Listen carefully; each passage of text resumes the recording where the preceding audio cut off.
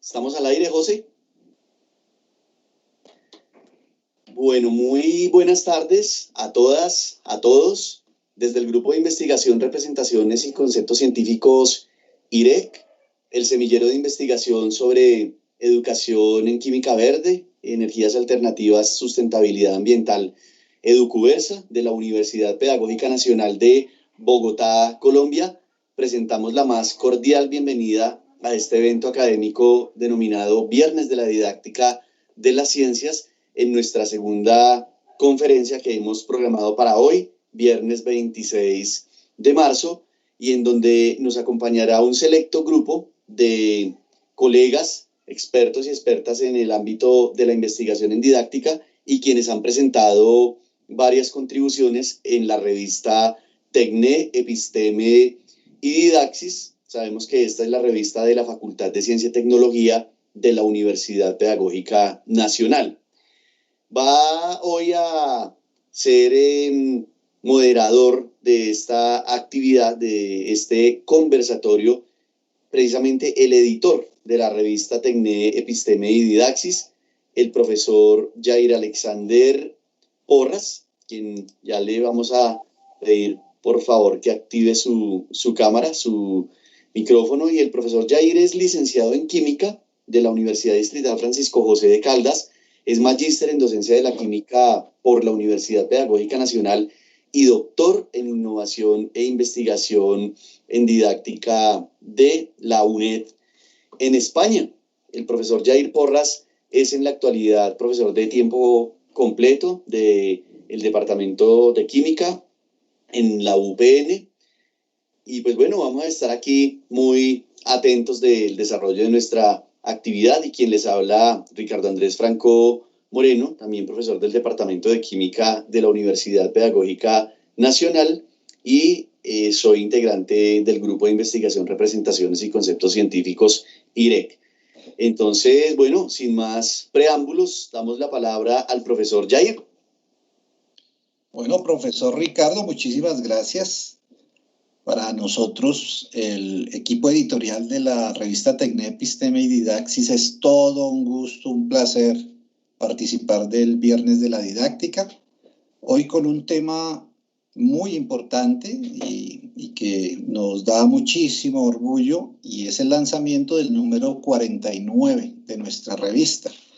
Yo quería saludar en primer lugar también al profesor Royman Pérez, que está aquí en nuestro equipo, el profesor Royman, junto con el profesor Rómulo Gallego, quienes fueron los artífices de nuestra revista hace más de 25 años, a quien le damos un abrazo grandísimo, mi profe Royman. Gracias, profesor Jair. Listo, mi profe. Como les digo, es para nosotros un motivo de orgullo, de placer, hacer esta presentación en un momento en el cual deseamos que el periodo de confinamiento se convierta en una oportunidad más, y no quiero usar frases de cajón, pero sí una oportunidad para que podamos seguir leyendo, seguir escribiendo y aportar, obviamente, a un campo complejo como es el de la didáctica de las ciencias experimentales, las matemáticas y las tecnologías, el campo en el cual nos desenvolvemos en la revista Tecne, Episteme y Didaxis. Entonces, el día de hoy tenemos a unos invitados muy, muy especiales, autores de este número 49, quienes han respondido a nuestro llamado. Quisiéramos que todos los autores pudieran estar aquí, pero pues obviamente por tiempos, de pronto algunas ocupaciones, también fue un poquito complicado tenerlos a todos. Yo quería empezar, no sé, profesor Ricardo, si ya puedo tomarme la palabra de lleno. Por supuesto, profesor Jair, este auditorio es suyo y de todo. Muchísimas gracias. Bueno, mi profe, voy a hablar un poco de la dinámica de la presentación el día de hoy. Voy a hacer una breve introducción acerca del panorama de los retos y oportunidades en la publicación de artículos en revistas científicas indexadas, como lo es la revista TecNep Episteme y Didaxis, muy corto, espero no demorarme más de 10, 12 minutos. Posteriormente voy a darle la palabra a cada uno de los autores que invitamos el día de hoy. Y al final vamos a tener unas preguntas por parte del auditorio que pueden obviamente colocar en el chat. Posteriormente, pues si hay preguntas focalizadas a alguno de nuestros autores, pues él o ella lo responderán. Sé que algunos tienen que hacer la presentación y retirarse por compromisos previos, pero sí, más adelante esas preguntas las pueden responder a través del correo, inclusive por parte de la revista o como editor yo podría también servir de puente para que hagan esas respuestas. Muy bien, voy a compartir pantalla sin más preámbulos para mostrarles un poco cómo es la dinámica del día de hoy.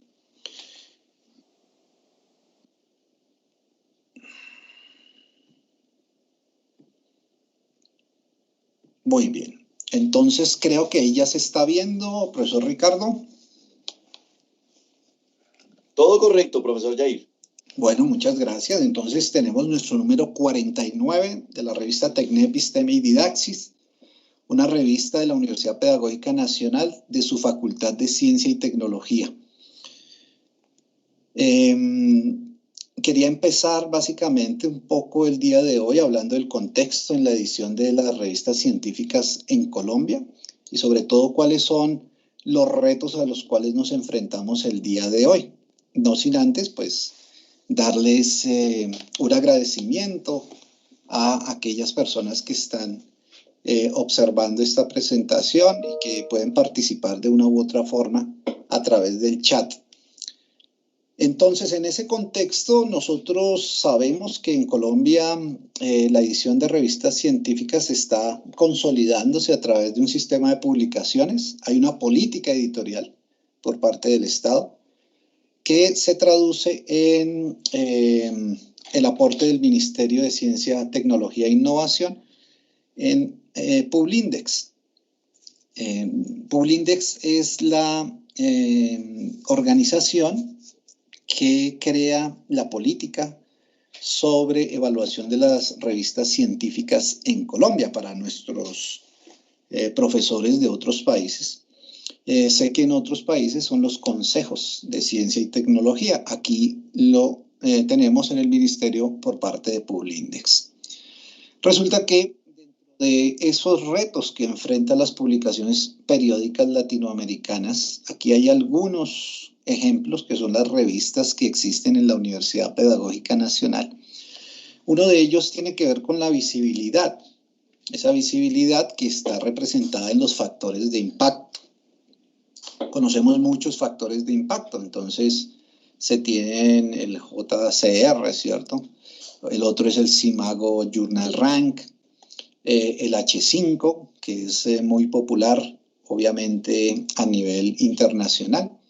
Y esa visibilidad, pues, refleja también algo que tiene que ver específicamente con la calidad de las publicaciones científicas. Ese es un reto, sobre todo por algunos datos que nos dejan ciertas preocupaciones. Una de ellas es que si hablamos de las revistas científicas latinoamericanas en el concierto internacional, el aporte en estos factores de impacto pues equivale prácticamente al 5%. Otro aspecto que es un reto grandísimo tiene que ver con el idioma en que se publica. Sabemos que el 30% de las citaciones a nivel mundial se hacen en inglés. Y algo que deberíamos también ir pensando es consolidar las bases de datos latinoamericanas que ustedes reconocen, en las cuales pues también nuestra revista pertenece. Otro de los retos tiene que ver con el negacionismo, es decir, vivimos en un periodo, por así decirlo, aciago. Pareciera que prevalecieran algunos de los discursos que niegan a la misma ciencia a partir de lo que algunos denominan teorías de conspiración, fake news, noticias falsas, etc. Tratar de recobrar el sentido del pensamiento crítico sería otra de las funciones, digámoslo así, de las publicaciones científicas. Lo otro que también es bastante grave son las malas prácticas editoriales. Hoy en día conocemos más o menos unas 1.200 publicaciones que se conocen como revistas depredadoras, que tienen varias características, pero una de ellas, como aparece ahí en el dibujo, ustedes ven que esa es prácticamente un editor de cartón. Quiere decir que estas malas prácticas editoriales en las revistas depredadoras tienen que ver con la ausencia de un comité editorial y un comité técnico editorial. Dentro de esas malas prácticas, las más comunes son las publicaciones salami, lo que significa que una investigación se va a diseccionar en diferentes partes, y esa es, digámoslo así, una manera también de penalizar a las revistas a nivel internacional. Las autorías fantasma, ¿qué quiere decir eso? Que hay autores que no existen, pero que en ciertas publicaciones se les dan ciertas atribuciones. La piratería informática, que va de la mano con la manipulación de métricas, con el fin de aumentar el H de las publicaciones y ahí tener por lo menos ciertos beneficios a nivel precisamente de la visibilidad. Lo otro con lo que luchamos a diario es la falsificación de los datos de investigación. Un hecho que fue noticia el año pasado fue precisamente la retractación de la Premio Nobel de Química, Frances Arnold, quien se dio cuenta que uno de sus artículos, que ella de pronto no había revisado muy bien, pues tenía una limitación, y esa limitación es que no se podía reproducir en términos de los resultados. Entonces, la revista en la que ella publicó, pues obviamente sacó una nota en la cual no consideraba más ese artículo. Estamos hablando de una revista de muchísimo prestigio, que es la revista Science. Muy bien, otro factor, digámoslo así, que debemos tener muy en cuenta en las publicaciones es la falsificación de las revisiones por parte de los pares. Entonces, recordemos que en las revistas indexadas lo que hacemos es una revisión doble ciego, quiere decir que por lo menos hay dos árbitros que evalúan, que no conocen las identidades de los autores no conocen las identidades de los árbitros, y esto garantiza en parte la imparcialidad. Otra manera de estar en contra de las buenas prácticas editoriales es el plagio por parte de los revisores. Quiere decir que en algunos momentos, y esto pues también se ha detallado en ciertas publicaciones de ética editorial, algunos revisores toman datos de los artículos que están revisando, y eso pues es algo lamentable por lo menos. Entonces, ante ese panorama, pues nosotros en la revista TECNE Episteme y Didaxis, y específicamente el número 49, gozando de unas prácticas editoriales, digámoslo así, de calidad, que tratan obviamente de evitar esos comportamientos no deseados, pues presentamos también unos aspectos frente a la medición de la calidad de las revistas. ¿Y eso en qué consiste? Pues consiste en que, como parte de la mesa técnica Publindex, que fui elegido hace 2 años, estamos tratando que este sistema empiece a cambiar, el sistema de medición de publicaciones científicas en Colombia, porque no se puede penalizar, por ejemplo, a aquellas publicaciones que se encuentran en el cuarto cuartil de Scopus y en el sistema Publindex aparezcan como en C, lo que ocurre con una revista de la Universidad Pedagógica, que es la Revista Colombiana de Educación. Pareciera que entrar a Scopus es penalizarse por parte de Publindex y eso pues es contradictorio. Entonces, el análisis que hemos venido haciendo en la mesa técnica es sobre el sistema de medición de publicaciones científicas que ha venido desde el año 2008, tuvo un cambio en el 2016 y ese cambio viene incrementando, por así decirlo, las exigencias, que es lo que vivimos el año pasado también. Y hay un aspecto ahí clave que se está revisando bastante y es la citación a través del índice H5. Bien, como parte de esas discusiones organizamos en la revista TED el año pasado un encuentro de editores de revistas científicas donde acordamos desarrollar un manifiesto. Ese manifiesto lo redacté y va a salir publicado en el próximo número de la revista Tecne Episteme y Didaxis, precisamente para hablar de una crítica de ese sistema de medición de publicaciones científicas. Bueno, contándoles un poco de esto, pues ya vamos a hablar de nuestro número 49. Espero no ser tan rápido en esta parte.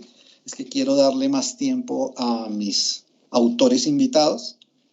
Tenemos en la revista Tecne Episteme y Didaxis 49, 17 artículos, 39 autores y 34 evaluadores. Par doble ciego son esos evaluadores.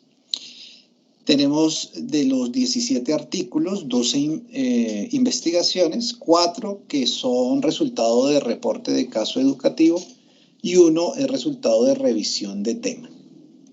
La mayoría de los autores invitados el día de hoy pues está en investigaciones, aunque pues obviamente en reporte de caso educativo también tenemos algunos de los invitados del día de hoy. Entonces, sin extenderme más, quiero dejarlos precisamente con el profesor Nicolás Stefanello Viana. El profesor Nicolás es maestro en educación en ciencias de la Universidad Federal de Río Grande, ¿cierto? Es profesor sustituto temporario de la Universidad Federal de la Frontera Sur. Como lo pueden ver, es un profesor de Brasil que junto con la profesora Jacqueline Ritter escribieron el artículo Las concepciones de profesores colombianos sobre el currículo de química en las escuelas de educación media de Bogotá. La profesora Jacqueline Ritter ha estado es muy cercana a la revista Tecne Episteme y Didaxis. En sus viajes aquí a Colombia pues hemos hecho algunas actividades y pues también ha sido evaluadora y, como lo pueden ver, autora de nuestra revista. Profesor Nicolás Stefanello Viana, bienvenido. Buenas tardes a todos, a todas. Yo tengo un problema serio con el español, pero el portuñol es más o menos. Buenas tardes a todos. Es con mucho gusto que recibí la invitación para estar con ustedes, para charlar un poco de nuestras publicaciones. Nuestro artículo nada más es que un recorte de nuestra pesquisa de maestría. Yo fiz la maestría en la educación en ciencias aquí en Brasil, donde estoy ahora en el mismo programa iniciando el doctorado. Pero la maestría realizamos una investigación de las concepciones de currículo de química de los profesores de Brasil y de Colombia para articularmos uma parceria que temos com o Grupo Ortena Ciências, do professor Leonardo, da professora Diana, de outros colegas e parceiros. Estive em Colômbia em 2018, sinto muita saudade de Colômbia, muito bueno, terra buena, pessoas buenas, sinto saudade de você, da UPN. E dentro desta nossa viagem para Colômbia, em 2018, realizamos uma coleta de dados, análise posterior para o projeto de maestria, as dissertações de mestrado, e neste número de la TERE, de la Tecne Episteme Didaxis, apresentamos um pedaço, um recorte destes nossos resultados das concepções de professores de Colômbia. O artículo, para que quem fique um pouquinho curioso para que leia, ele está organizado de mais ou menos da seguinte forma. No começo, hacemos uma introdução e dentro dessa introdução falamos acerca da história do currículo dentro da educação colombiana, como que se concebeu o currículo en la Colombia a lo largo de la historia, recortando un poquito acerca de la historia de la educación en Colombia, cómo está organizada, como as bases epistemológicas, teóricas que trazem a educação de la Colômbia. Posteriormente, discorremos acerca de nossa metodologia e para isto abrimos, através da análise textual discursiva, ATD, muito usada em Brasil, tem crescido muito em uso na educação das ciências na América Latina. Discorremos acerca da ATD, que é este processo de análise textual discursiva.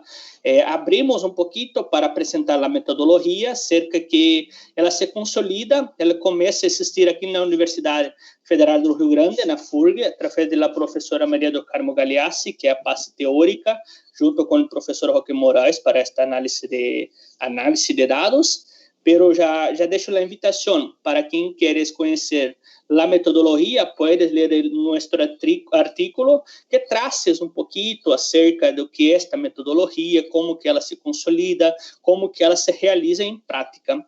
Posteriormente, nós conseguimos apresentar com os colegas duas categorias de nosso trabalho. Primeiro, nós falamos acerca de uma categoria que é a marca da ATD, da análise textual discursiva, chegar nas categorias finais de análise, certo? Nós ainda realizamos a apresentação das categorias com proposições. O que são isto? Proposições serão ao longo de nosso texto, de nosso artículo, afirmações que nós defenderemos através das unidades teóricas e através das unidades epistemológicas construídas através da análise com os docentes da Colômbia. Investigamos professores de 3 escolas de Colômbia, 3 escolas de educação média, professores de química, para termos uma ideia de como que é concebido o currículo dentro das escolas públicas de Colômbia, o currículo de química, certo?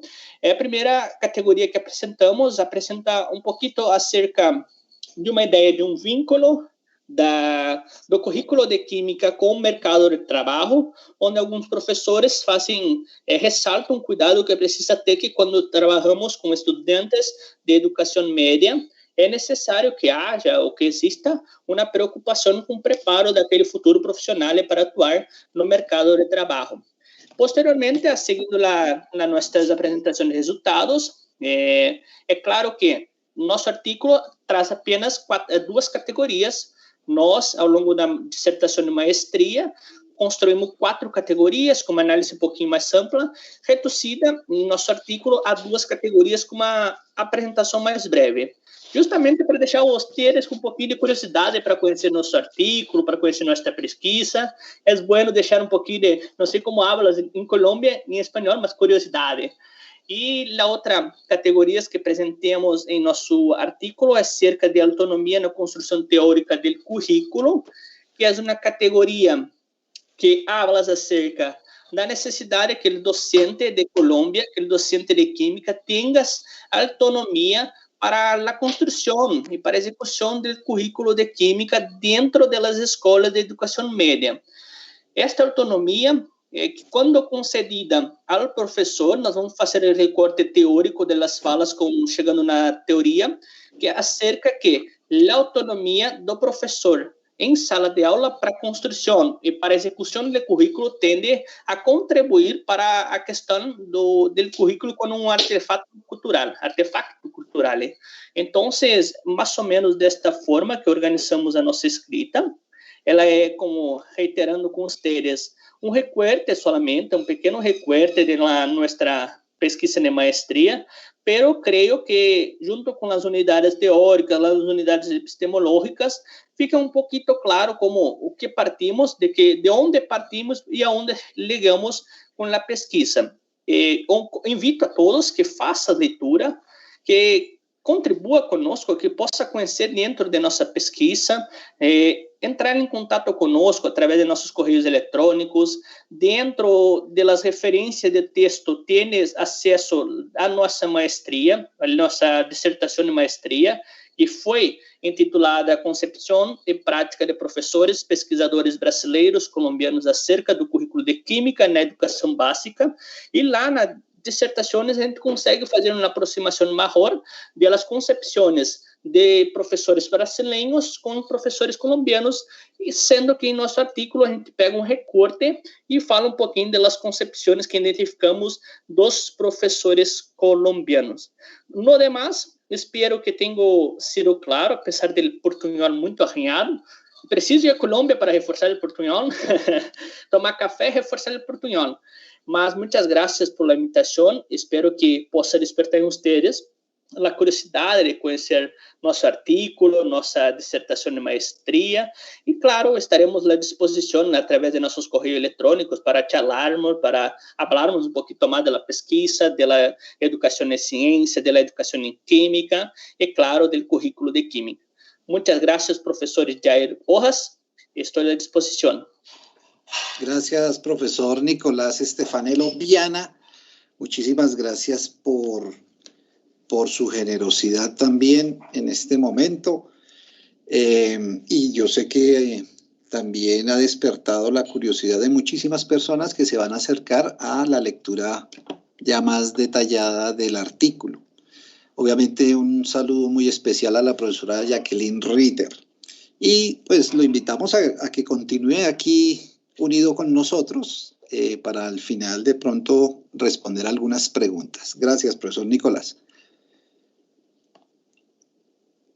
Bien, entonces seguiríamos con nuestro segundo artículo por parte de nuestros invitados, la profesora Isabel Jiménez Becerra, cuyo título es Recurso Educativo Digital Adaptativo, el rescate del reino, una experiencia didáctica adaptativa para el aprendizaje matemático.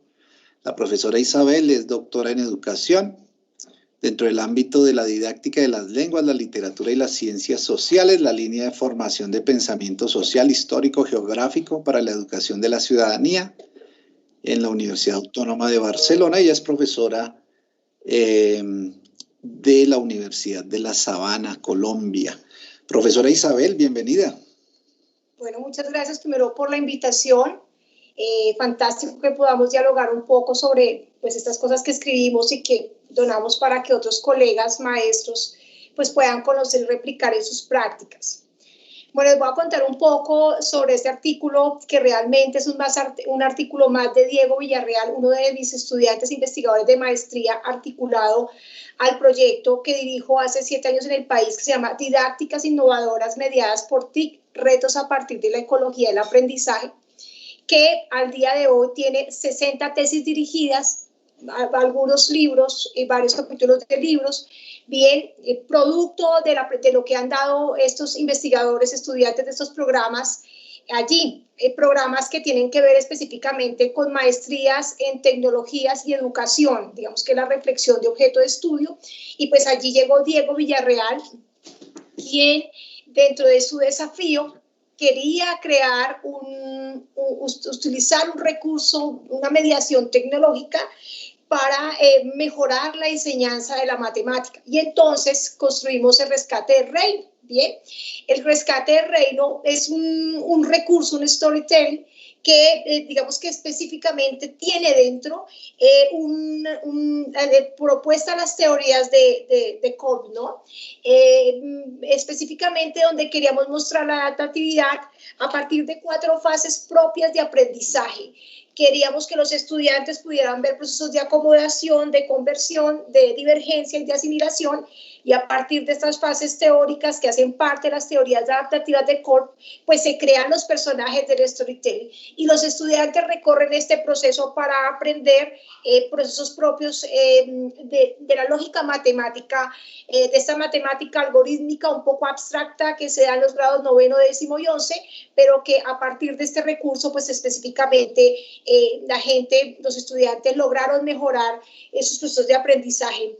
Es una investigación muy en el marco de la investigación-acción, donde se buscó que a partir de el recorrido por cada fase de los estudiantes en esta experiencia usando esta mediación tecnológica, pues el investigador iba cualificando, iba ajustando los componentes propios del recurso del storytelling y bueno, encontrar un poco este proceso propio de aprendizaje que fue muy exitoso en el marco de la educación experiencial. Era un poco poder volver estas teorías tan bellas de la didáctica una experiencia práctica usando tecnologías. Digamos que parte de este artículo y bueno, y las 60 tesis que hacen parte de didácticas innovadoras mediadas por TIC, ha sido poder, digamos, reformular un poco el papel de la didáctica y el papel de los maestros en ella, ¿no? Pensar un poco en los procesos de enseñanza-aprendizaje y bueno, y ahora con el tema del confinamiento, pues las tecnologías toman un lugar como mediación propia de este ejercicio. Digamos que la intención propia de todos esos investigadores, que digamos que en el país han tocado aproximadamente más de 50 instituciones, donde dentro de la investigación se ha demostrado que la didáctica no es solo para maestros, sino que dentro de este proyecto de investigación también he tenido odontólogos, ingenieros, administradores de empresas, gente que está pensando cómo enseñar o cómo socializar sus saberes de corte de sus empresas, ¿no? De la gestión, del emprendimiento, cómo lo pueden socializar a otros usando la mediación tecnológica. Digamos que de este ejercicio, producto de la investigación de todos estos investigadores que han estado allí, más o menos 70 estudiantes que ya han egresado de este grupo propio de investigación, pues tenemos ya unas teorías que ustedes podrán consultar también, aparte de este artículo, que es uno de los múltiples artículos que tenemos en estos temas, porque además de, gracias a Dios, haber publicado en Didactis, también publicamos en folios también de la Universidad Pedagógica, también un tema sobre los PLE y cómo aportaban también a la enseñanza del lenguaje. Lo que ha permitido específicamente es pensarnos un poco el papel de la didáctica bien con el uso de las tecnologías. A partir de eso, desde el proyecto de investigación, he construido 3 teorías importantes que actualmente han sido publicadas en Reino Unido, en Chile, y digamos también en Brasil, en México, bien, porque también se ha publicado bastante sobre adaptatividad en México, especialmente a partir de este proyecto, y que tiene la reflexión para los profesores. Uno, los profesores que creen en que la enseñanza está centrada en los recursos, bien, y por qué usan los recursos como la realidad aumentada, como el Second Life, bueno, como los videojuegos, bien, publicamos también en Chile un artículo sobre el uso del videojuego para la enseñanza de las ciencias sociales, porque hay profesores que creen que el uso de recursos es un camino posible para la enseñanza, cuál es el criterio de selección y cuál es el efecto en el aprendizaje. Tenemos un segundo grupo de profesores que cree específicamente en los ambientes de aprendizaje como una estrategia posible para enseñar y plantean desde allí, desde una postura crítica, los criterios de uso de los ambientes con o sin mediación tecnológica, y allí pues son profesores que creen mucho en las metodologías, entonces trabajan por aprendizaje por proyectos, por centros de interés, bueno, por diferentes metodologías de corte experiencial, y a partir de allí secuencian y hacen rutas de de aprendizaje donde la posibilidad está en lo experiencial. Y hay un tercer grupo de maestros que creo que es donde estamos ubicados en TecNEP Episteme y Didactics, específicamente los profesores que están pensando en cómo enseñar particularmente las ciencias, ¿no? La matemática, las ciencias naturales y estamos pensando en las ciencias sociales, estamos pensando bastante en las enseñanzas de las disciplinas, ¿no? Con ciertas rutas muy particulares para enseñar las ciencias. Bien, son profesores muy centrados en el desarrollo de las habilidades de pensamiento científico y allí pues usan las estrategias Conos y mediación TIC para enseñar y para generar unos efectos importantes en el aprendizaje. El año pasado, este artículo de las teorías de los modelos, que me encantaría que los colegas también los consultaran, y de donde se desprende también el recurso educativo, el rescate del reino, que está ubicado en una de las tres teorías. En este caso, Diego Villarreal, como profesor, cree fielmente en que el uso de un recurso transforma la enseñanza. Tenemos también artículos que hablan sobre ambientes de aprendizaje para la enseñanza, y también tenemos en otras áreas específicas cómo se mezclan ambientes y recursos. Publicamos el año pasado las teorías de los modelos didácticos con mediación TIC, que están publicados ahora en la revista Cultural Education en Reino Unido, y bueno, y que ha permitido que muchos profesores se ubiquen allí.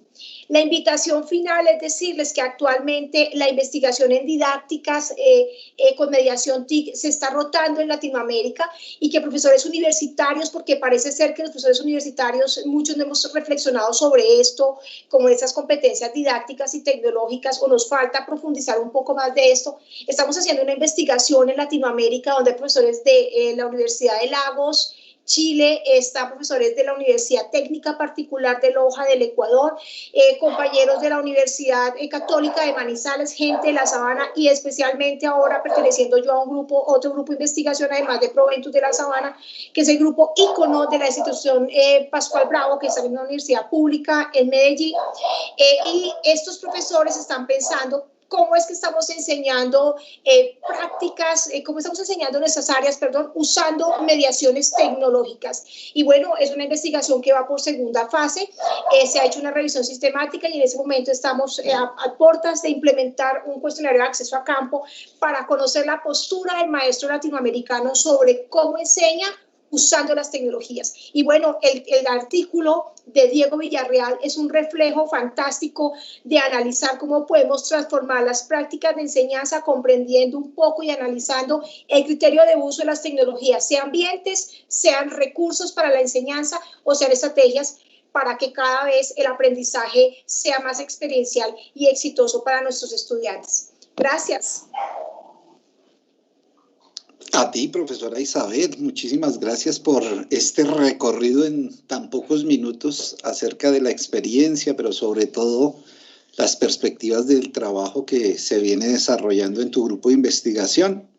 Y como siempre, las puertas abiertas de nuestra revista para estos desarrollos y divulgar esos productos de investigación. Muchísimas gracias. Gracias, profesor Jair. Tenemos entonces dentro de nuestro programa un tercer artículo por parte de la profesora Luisa Andrade Escobar, también el profesor Felipe Fernández, que se encuentran aquí para una exposición breve, como ustedes lo saben. El artículo se titula Exploración de la noción de distribución desde la variabilidad.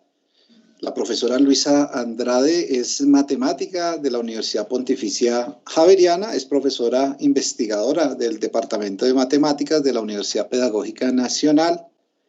El profesor Felipe Jorge Fernández Hernández es magíster en estadística de la Universidad Nacional de Colombia y es profesor del Departamento de Matemáticas de la Universidad Pedagógica Nacional. Son profesores de la casa, así que bienvenidos. Gracias, Jair. Buenas tardes a todos. Vamos a hacer una presentación corta, principalmente del contenido, digamos, matemático, didáctico de que trata el artículo. Felipe va a empezar con algunos apartes y yo continuaré después. Y quisiera presentar una tablita que ya tengo lista para poner en pantalla. Entonces, Felipe, adelante. Buenas tardes a todos. Gracias por la invitación. Entonces, como dijo Luisa, voy a hablar de algunos apartados del artículo, algunas ideas claves del mismo. En primer lugar, pues la distribución es una noción reconocida como central para el desarrollo de la educación en estadística y probabilidad. Esta noción pues subyace a grandes ideas de la estadística como la variabilidad, como el muestreo, como el diseño de experimentos. En realidad diversos investigadores alegan que sin variación no hay distribución y que la comprensión de la noción de distribución inicia por la percepción de la naturaleza omnipresente de la variabilidad. White dice que la idea de distribución refleja el patrón de variación de una variable y se constituye en una lente para mirar la variabilidad. Entonces, ahí destacamos esa importancia de la variabilidad de la distribución. Para la práctica de la enseñanza y aprendizaje de la estadística, pues uno de los retos es lograr que los estudiantes desarrollen una concepción holística de la distribución. Es decir, que lleguen a concebir como un agregado o como una entidad conceptual, que no se centra en las particularidades de casos de valores individuales, ni se enfoca en la visualización de valores similares de una unidad o categoría, donde solo se contempla la frecuencia. Cuando las medidas o datos se desconectan de los sujetos u objetos y se consideran los datos comparados con un contexto global de medidas, se propicia realmente una noción de distribución como una estructura organizada que contempla forma, centro, concentración o densidad, dispersión, simetría, entre otras propiedades que son conectadas y complementarias y que la configuran. Hay autores como Shaughnessy que afirman que los estudiantes precisan desarrollar esta noción de distribución antes de que se pueda realizar una selección de la medida apropiada. Pues ellos usualmente calculan medidas estadísticas, los estudiantes, sin que reconozcan necesariamente tales medidas como de centro o representativas de un grupo.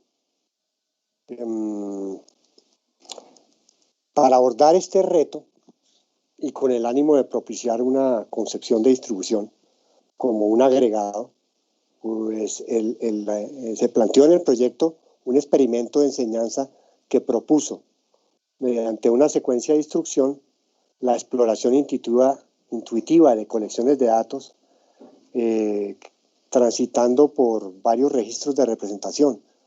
Es decir, por ejemplo, datos recopilados en bruto, datos ordenados, tablas de frecuencias, gráficas y resúmenes estadísticos, por ejemplo, con el apoyo de la tecnología. Bueno, esa es la parte que pensaba contarles. Les cedo aquí el turno a la colega Luisa Andrade, quien les sigue contando acerca del artículo. Entonces, en este experimento de enseñanza decidimos tomar la variabilidad, que como bien lo dijo Felipe, está omnipresente en todos los aspectos de la vida, para proponer una secuencia de instrucción desde la intuición de los estudiantes. Esta secuencia de instrucción se llevó a cabo en un curso de estadística de la Universidad Pedagógica Nacional. Se conformaron 13 grupos de 3 estudiantes que trabajaron siempre juntos. y la información que es por escrito, pero la información se recolectó por escrito, pero también en audio de las intervenciones de los estudiantes. El estudio de la variabilidad en las tareas de la secuencia de instrucción parte del reconocimiento básico de los estudiantes del cambio o de la variación entre datos numéricos o categóricos. Esta variación, en principio, suele expresarse por parte de los estudiantes de forma general y de manera cualitativa. A medida que avanza el trabajo, la variación se manifiesta de manera más aproximada o más precisa, aunque sigue siendo muchas veces cualitativa, pero también ya hay casos de cuantitativos. Posteriormente, digamos, se ve que surge la necesidad en los estudiantes de ordenar los datos cuando son numéricos o cuando son ordinales y de cuantificar la variación, es decir, de alguna manera dar una medida de la variación.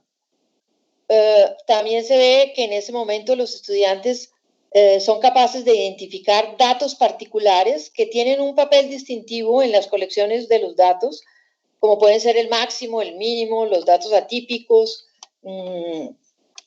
y que con estos datos contribuyen a la descripción de la colección de datos y a su concepción como un todo. En la sistematización de las respuestas, declaraciones e intervenciones de los estudiantes, se percibe que a pesar del lenguaje informal utilizado y de que el término de distribución prácticamente no aparece en sus expresiones, los estudiantes notan y reafirman diversas características de la variabilidad que nos posibilitaron establecer así categorías y que a su vez son constitutivas de la noción de distribución. Entonces surgió así en el proyecto una caracterización de la variabilidad ligada a la noción de distribución que basada en la propuesta de Baker y Grawemeyer para la concepción de distribución, desglosa, pero también concreta e incluye otros aspectos y elementos que resultaron del trabajo observado en los estudiantes. Esta caracterización creemos que es importante porque aporta una comprensión tanto para los docentes como para los estudiantes de la variabilidad, o sea, de lo que se concibe como variabilidad en el trabajo estadístico, pero también de la noción de distribución que trasciende la mera identificación de propiedades o conceptos asociados a dicha noción de distribución y explicita ideas, procesos y acciones que se ponen en juego durante el trabajo y que a la larga configuran la noción de distribución. Entonces aquí me gustaría mostrarles esa tabla que fue resultante del proyecto y que vamos a ver si soy capaz de subirla.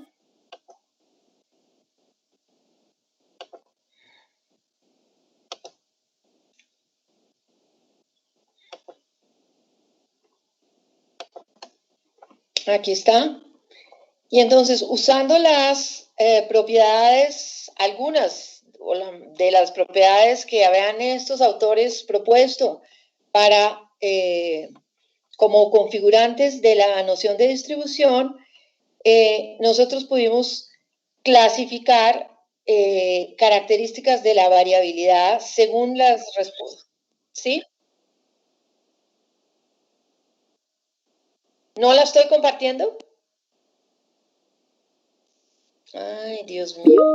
Yo la veo. Yo sí la veo, yo sí la veo. Tranquila, profe, sigue, por favor.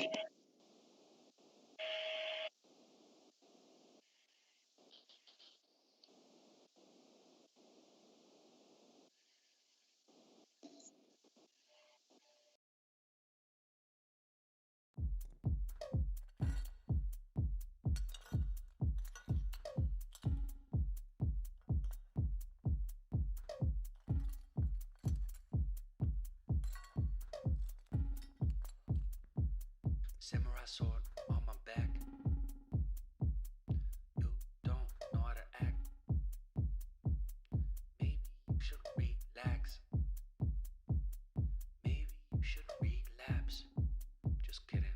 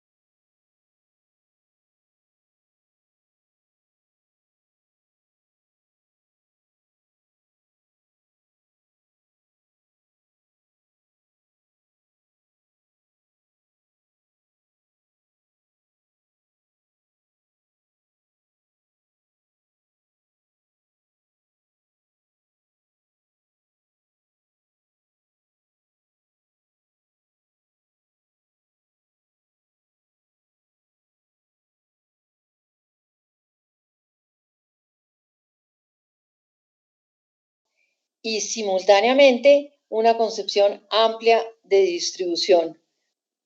Y digamos que estas serían las conclusiones que obtuvimos en el proyecto, que en un proyecto posterior después, este proyecto fue desarrollado durante el año 2017 y en un proyecto posterior después intentamos trabajar con los mismos estudiantes en el ánimo de formalizar un poco más en los cursos de estadística posteriores esta concepción de distribución. Infortunadamente no fue posible trabajar con los mismos estudiantes y entonces pues no se logró esta comprobación o esta continuidad para el proyecto. Bueno, pues eso era lo que queríamos contarles. Muchas gracias por la invitación. Muchísimas gracias, profesora Luisa Andrade, y al profesor Felipe Fernández. Un tema bastante interesante relacionado con esa noción de variabilidad. Para nosotros fue también muy interesante el hecho de poder acoger en este número muchas propuestas de educación matemática. Les decía por el interno que básicamente casi es un dossier de matemáticas. Eso también refleja la producción en el campo y la motivación de nuestros jóvenes investigadores, maestros en formación y obviamente docentes en ejercicio para seguir obviamente estos pasos.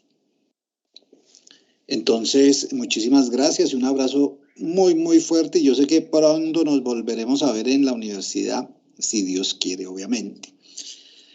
Así sea. Muchas gracias, profesora, y al profesor Felipe también, muchas gracias. Gracias, profesora. Muy bien, entonces seguiríamos con la profesora Lilia Aque. La profesora tiene una pequeña presentación, si quieres la vas colocando mientras yo doy algunos datos tuyos. El título del artículo es El carácter algebraico en el conocimiento matemático de maestros en formación. La profesora Lilia Aque es doctora en didáctica de la matemática, investigadora postdoctoral en la maestría en didáctica de las matemáticas de la Universidad Autónoma de Querétaro, de Santiago de Querétaro, México. Profesora Lilia, ¿cómo te encuentras?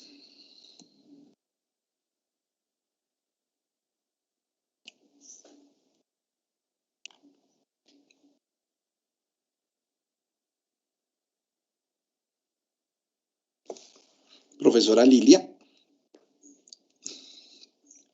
todavía no te escuchamos. Hola. El micrófono. Mi micrófono, sí. Nos pasa, tranquila. Voy a volver a compartir. Hay una disculpa, sí. Uno no se acostumbra a esto. No hay problema. Muchísimas gracias. ¿Sí se ve entonces la presentación?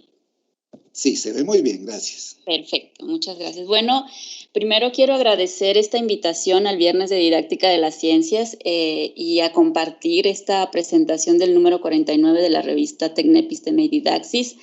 Y particularmente yo les voy a hablar de una contribución que está en este número, que como ya nos dijo el profesor Jair, es el carácter algebraico en el conocimiento matemático de maestros en formación.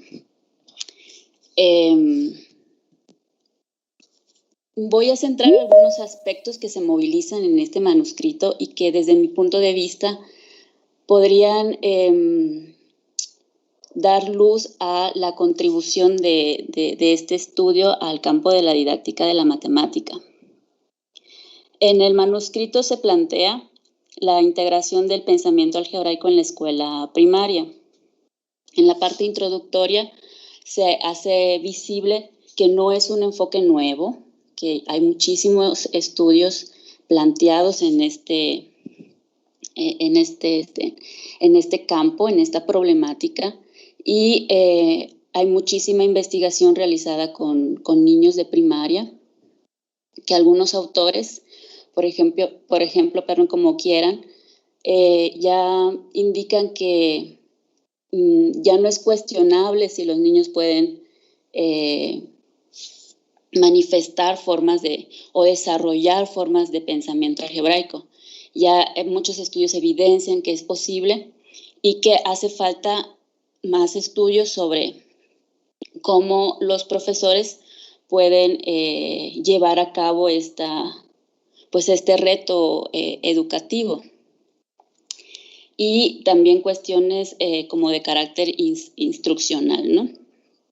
Entonces, el manuscrito invita a esa reflexión, está en el escenario de la formación de los profesores de educación primaria, pero también nos lleva a pensar en cómo fomentar el pensamiento algebraico en los niños, y también por ahí está latente el rol de las tareas que se utilizaron en este estudio.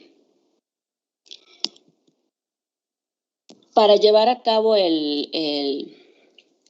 la investigación que pretendía analizar las formas del pensamiento algebraico de maestros en formación, se utilizaron dos constructos.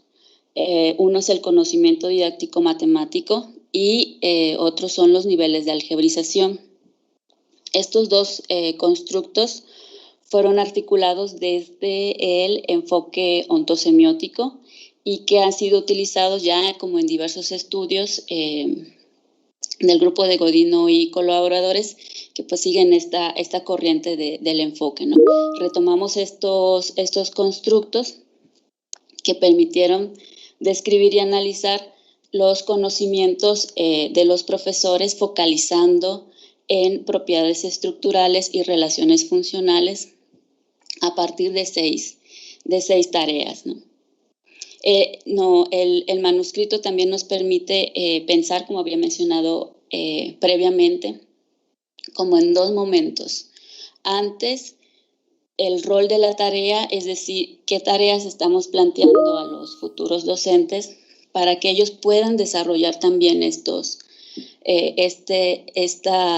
visión del pensamiento algebraico, pero también nos permite ver un después, que también estos constructos nos permiten mirar la actividad manifestada por los docentes, ¿no? Entonces, aquí una cuestión que nos permite este manuscrito es mirar la potencialidad de estos constructos utilizados, no solo para elaborar una secuencia de tareas que permitan observar lo que se quiere observar, pero que también permite un acercamiento a los profesores sobre este tipo de tareas que son utilizados en otros escenarios, tanto con estudiantes de primaria, para desarrollar formas de pensamiento algebraico. Naturalmente, la metodología es diferente, ¿no?, del trabajo que con los maestros.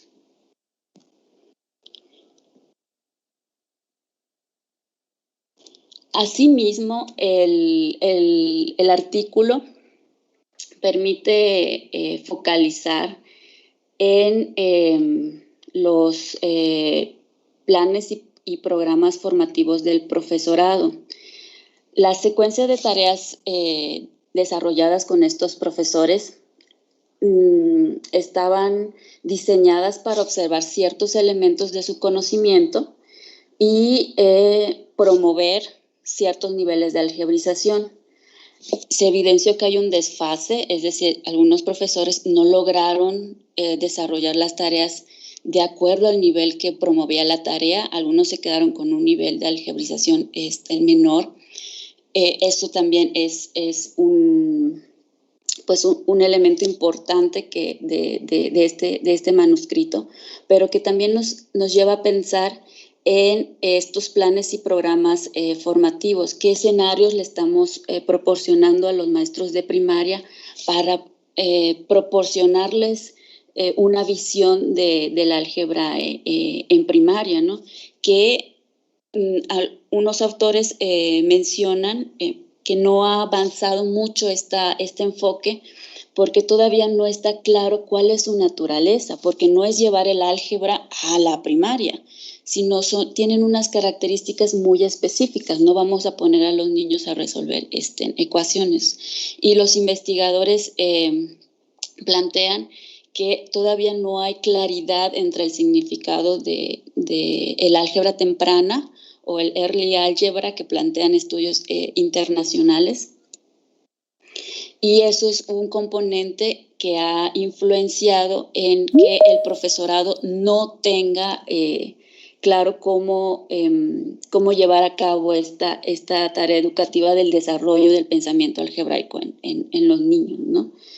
Y también focaliza en precisamente tareas profesionales, ¿no?, que les permitan a los docentes este acercamiento al significado del pensamiento algebraico en primaria.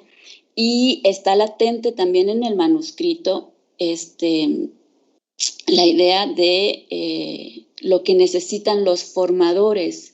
Es decir, este manuscrito también puede ser una información útil para los formadores porque son ellos quienes forman a los maestros de primaria, y luego los maestros de primaria van a ser los encargados en desarrollar este pensamiento algebraico en los niños, ¿no?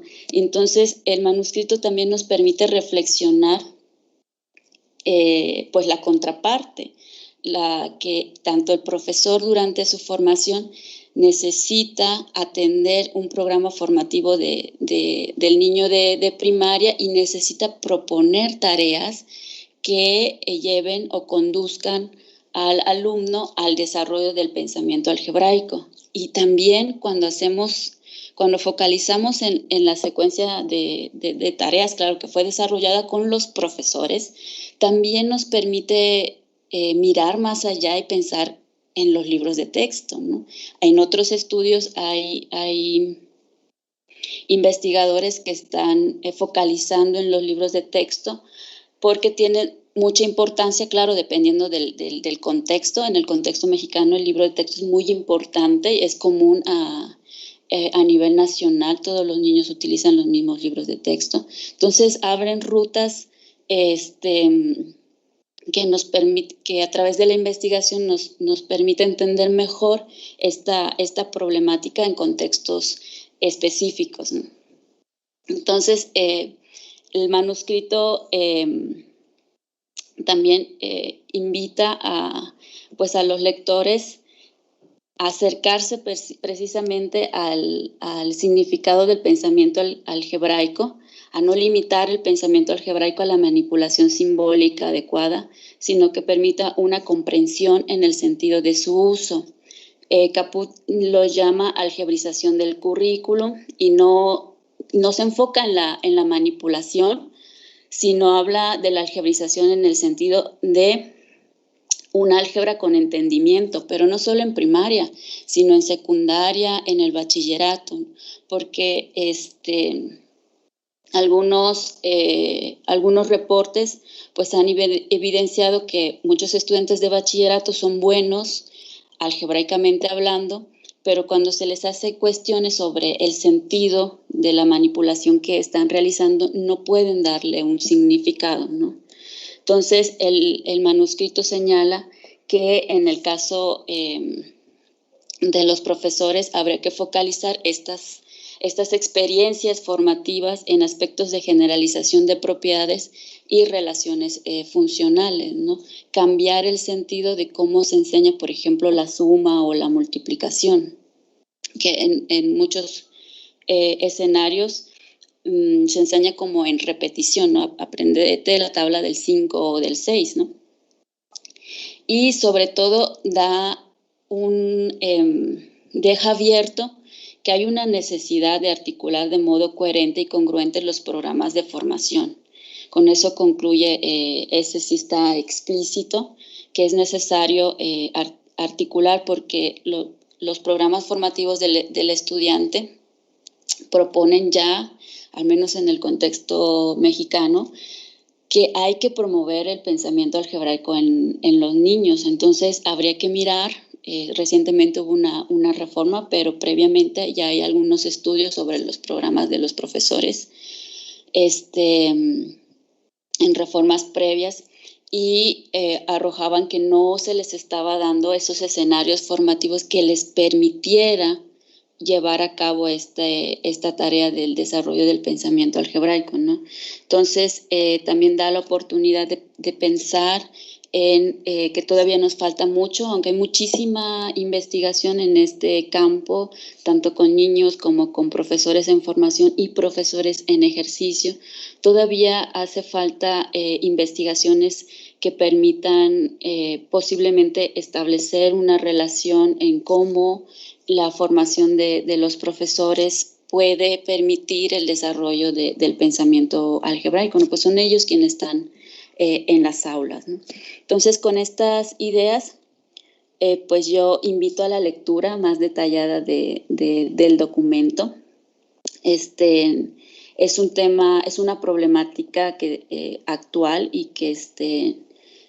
que, como mencionaba antes, se ha hecho bastante ya a partir de varios años, pero creo que todavía falta mucho por hacer para entender esta naturaleza del álgebra en primaria, que no es álgebra como tal, sus implicaciones en la formación de profesores y sobre todo cómo llevar escenarios formativos a estos maestros de primaria para que puedan hacer esos desarrollos, ¿no? Y como mencionaba, está latente la cuestión del formador, ¿no? Que me parece que puede ser útil para los formadores, que son los que acercan estos escenarios a los a los maestros, ¿no? Entonces, pues muchas gracias. Con esto cierro mi participación y nuevamente agradezco la invitación de compartir este manuscrito en este escenario. Gracias. Profesora Lidia, muchísimas gracias. Muy bien, muy interesante también, como todos los artículos. A continuación, pues vamos a hacer la presentación del artículo por parte de la profesora Claudia Salazar. La profesora Claudia Salazar es docente de la Universidad Pedagógica Nacional, magíster en docencia de las matemáticas, estudiante del doctorado interinstitucional en educación, en el énfasis de lenguaje y educación matemática de la Universidad Distrital. La profesora pues tiene una experiencia amplia en el tema de la didáctica de la matemática y pues el artículo que pone a consideración de todos ustedes es titulado ¿Qué aporta la investigación narrativa a los currículos de formación de profesores de matemáticas? Profesora Claudia, tienes la palabra. Buenas tardes a todos. Muchísimas gracias, Jair. Voy a compartir una presentación.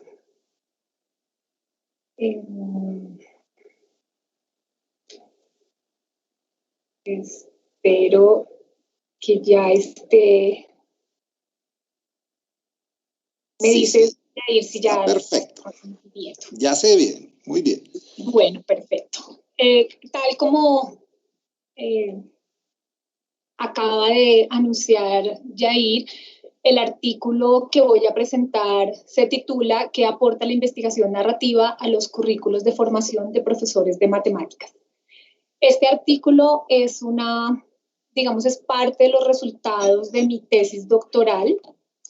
En tanto, en la revisión de los antecedentes y del estado del arte en torno a la investigación narrativa en el campo de la educación matemática me permitió desarrollar una crítica a lo que actualmente son los programas para formación de profesores de matemáticas.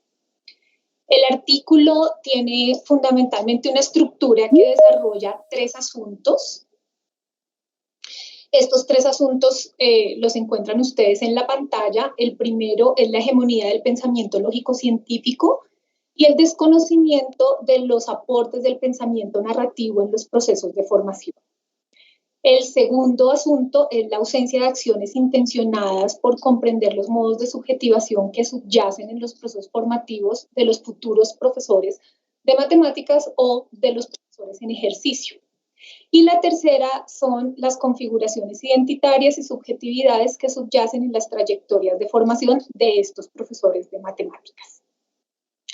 En relación con estos 3 asuntos, se desarrolla, toda la postura que intenta poner como objeto de la crítica las organizaciones curriculares que hoy, en este momento, tenemos para formar profesores de matemáticas. En tanto, como lo dice el primer asunto desarrollado, en ella ha predominado o ha sido hegemónico el pensamiento lógico-científico.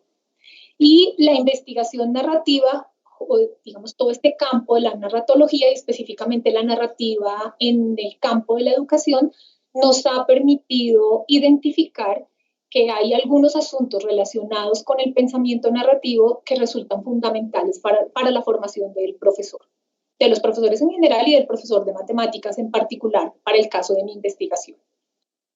En relación con el primer asunto de la hegemonía del pensamiento lógico-científico y el desconocimiento de los aportes del pensamiento narrativo en los procesos de formación, en el artículo ustedes van a encontrar un recorrido por la historia de los programas de formación de profesores de matemáticas, cómo estos nacieron y se constituyeron en un principio a partir de escuelas fundamentalmente de matemáticos y cómo, los desarrollos que se han dado en los asuntos curriculares de la formación de profesores han venido incorporando nuevas dimensiones a la formación.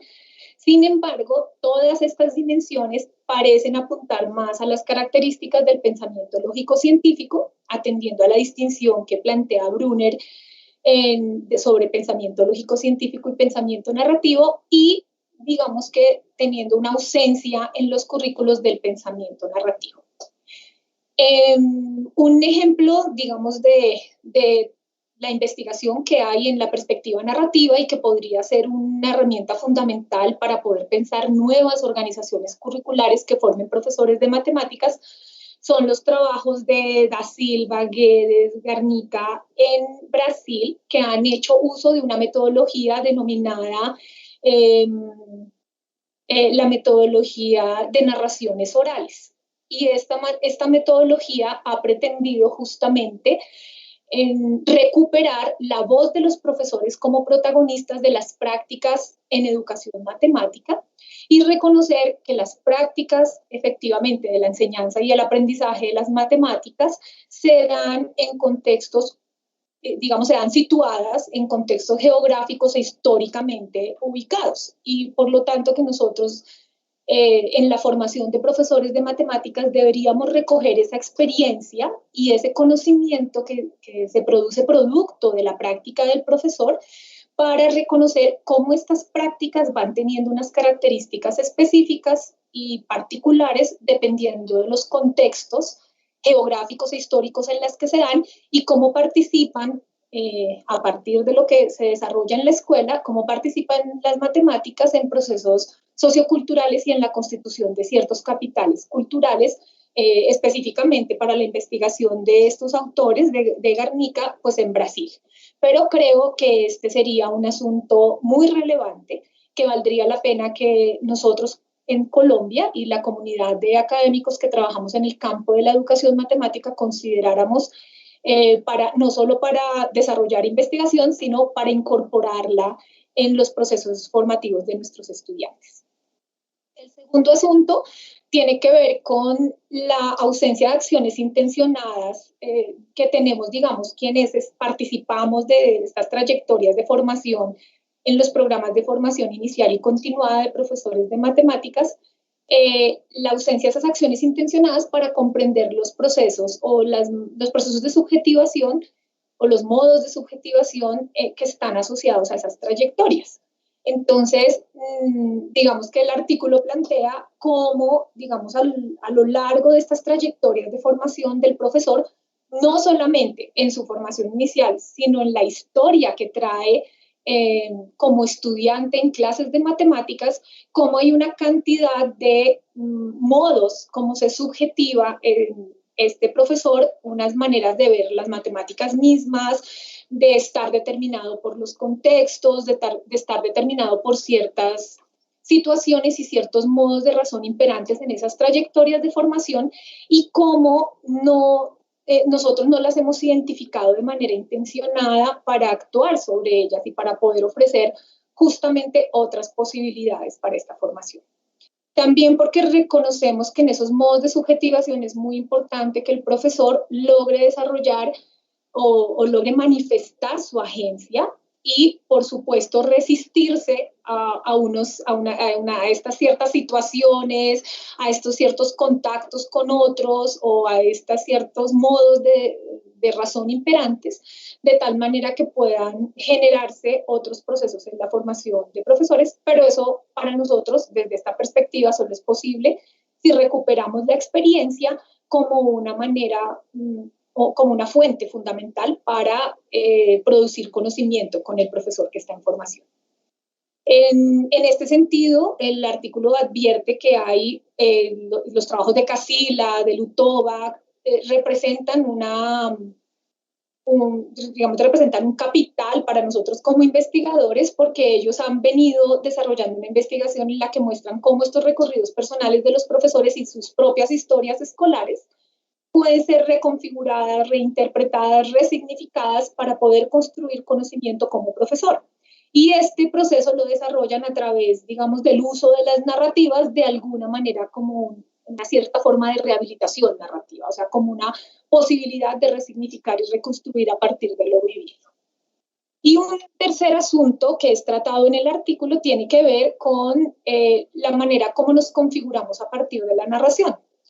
Justamente esta tesis se desarrolla en la intersección entre un énfasis en lenguaje y educación y un énfasis de educación matemática, porque pretende dar el giro lingüístico que significa, entre muchas otras cosas, y el giro narrativo, que significa que nosotros nos constituimos a partir del lenguaje y a partir de la narración. Desde estas perspectivas pensamos que las narrativas autorreferenciales o las narrativas autobiográficas le permiten al maestro mantener fusionados el presente y el pasado, resignificarlos, reconstruimos y que finalmente, digamos, la creación del yo es una creación que es producto de la manera como nosotros nos narramos. En tanto, una narración implica una dialéctica permanente entre pensar cómo ha sido, por qué ha sido de ese modo, cómo debería ser o cómo podría ser y cómo, digamos, que podría seguir siendo.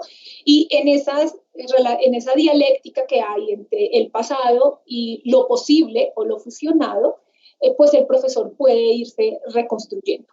Y el profesor puede además ir reconfigurando, digamos, las maneras como él se sitúa frente a él mismo, a los otros, a lo otro, al mundo, por supuesto a la escuela, etc. En este sentido, estas investigaciones nos invitan a pensar que la identidad de una persona y fundamentalmente, para este caso, la identidad del profesor de matemáticas, deriva en una gran medida o en buena parte de las historias que él construye sobre él mismo y de la manera como él puede juntar esos fragmentos de historia.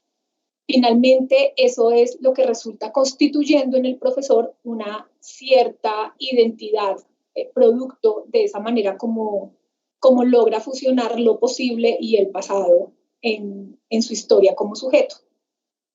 Y tal vez lo último que está planteado en este artículo en relación con este tercer asunto de las configuraciones identitarias y subjetividades del profesor de matemáticas es que en esta perspectiva reconocemos que el yo parece ser la más importante y compleja obra de arte que nosotros producimos, porque no es producto de un solo tipo de relato, sino de una gran cantidad de relatos que finalmente se fusionan en lo que resulta constituyéndonos y en esa subjetividad que nos es característica. A partir de estos tres asuntos, pues el artículo finalmente concluye en relación con tres asuntos.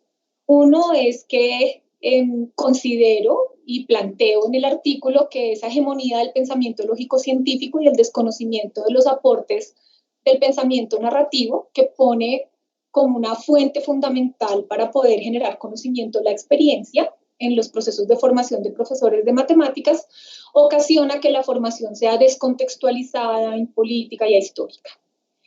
Un segundo asunto es que los procesos de subjetivación que se favorecen en los currículos de formación de profesores de matemáticas configuran una manera de conocer específica en la que impera la búsqueda de la verdad por medio fundamentalmente de la ciencia y de las características del pensamiento científico.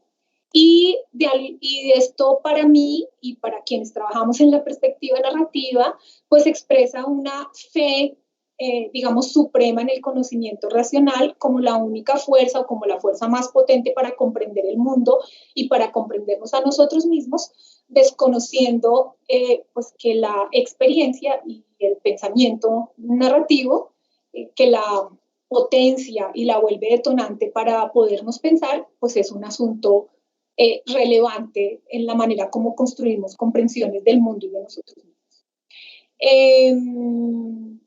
También considero que este asunto de atender al pensamiento narrativo en la formación de profesores de matemáticas le podría dar no solo relevancia a la experiencia, sino a la voz ajena, a los asuntos que tienen que ver con la alteridad y la otredad.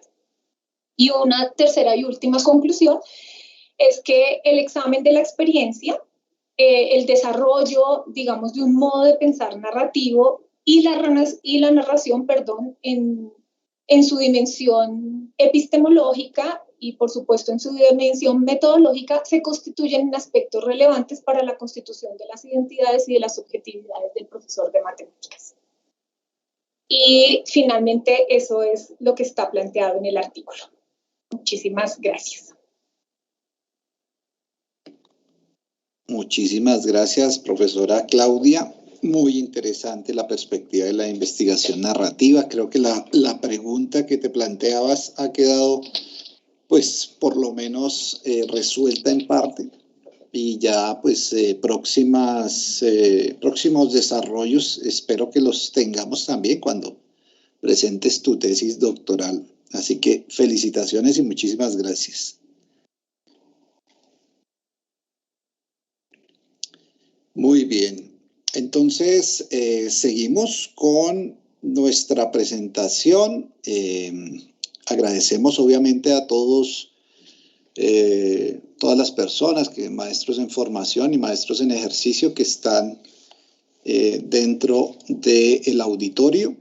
Voy a dar paso al profesor Eduardo Jaime, profesor Eduardo que está desde Chile, Coquimbo.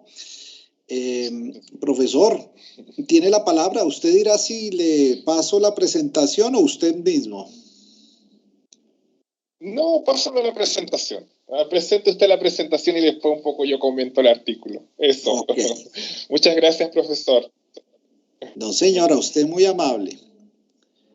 Bien, entonces voy a dar paso aquí al profesor Eduardo Antonio Jaime Muñoz. El profesor es doctorando en Geografía de la Universidad Nacional de San Juan en Argentina, es magíster en Desarrollo Regional y Medio Ambiente de la Universidad de Valparaíso, Chile.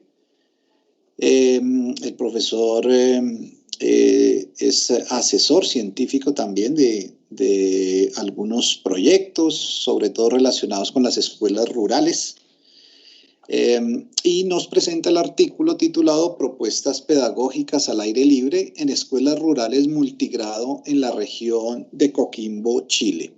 Él nos trae una presentación. Voy a subirle el volumen lo más que pueda aquí para que todos podamos escuchar.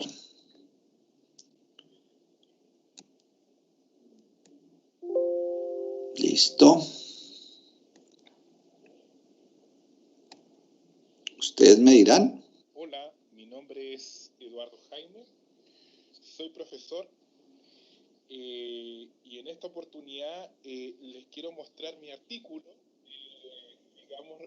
titulado Propuestas pedagógicas al aire libre en escuelas rurales multigrado en la región de Coquimbo, Chile. Bien, entonces voy a seguir acá. La idea es poder dejar de compartir y cuando vuelvas a dar compartir, te va a salir en la parte de tu pantalla izquierda superior un icono pequeñito que dice compartir con sonido para que también podamos escuchar toda la presentación. Dice compartir. Sí, eso lo hice. El audio está un poquito bajito, entonces lo voy a volver a hacer. Sí, lo logras. El incluir el sonido del equipo. Sí, señor, y así te vamos a escuchar todos. Listo, ya le subí también aquí al equipo. Lo más que podamos, listo. Y vamos con él. Hola, mi nombre es Eduardo Jaime. Soy profesor y en esta oportunidad les quiero mostrar mi artículo, titulado Propuestas pedagógicas al aire libre en escuelas rurales multigrado en la región de Coquimbo, Chile. Bueno, en primer lugar agradecer a la revista por darme la posibilidad de mostrar mi trabajo, el cual está publicado, digamos, en el sitio virtual de la revista. Les voy a ir contando un poco de qué se trata mi trabajo y cuál es la contribución a la enseñanza de las ciencias. Bueno, espacialmente este estudio yo lo hice en Chile, específicamente en la región de Coquimbo, en un sector precordillerano que se llama Coyihuay. Ustedes pueden observar ahí, digamos, cómo es la geografía del sector bastante escabrosa, y la idea de este trabajo es incentivar prácticas pedagógicas al aire libre, ¿ya? Y está, digamos, presentado como un estudio de caso, donde las palabras claves que nosotros utilizamos son educación comunitaria, educación ambiental, educación rural, entorno rural, escuela al aire libre, ¿ya? Bueno, ahí ustedes pueden observar la escuela de Cuyuguay, que trabaja en una modalidad multigrado. O sea, ¿qué quiere decir? Que es un solo profesor que está a cargo de toda la enseñanza de los estudiantes. Pueden observar bien de la escuela. En esta fotografía que se muestra a continuación está el paisaje natural que se encuentra alrededor de la escuela de Cuyuguay, donde hay una especie de planta llamada del mismo nombre de la escuela, que se llama coyuguay. Coyuguay es una planta endémica que crece desde Antofagasta a la región del Maule, ¿cierto?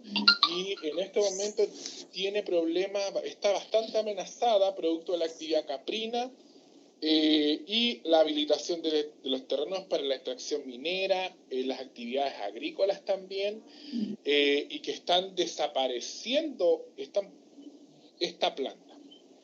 Bueno, según, digamos, los autores, la planta se encuentra en peligro de extinción, ¿cierto?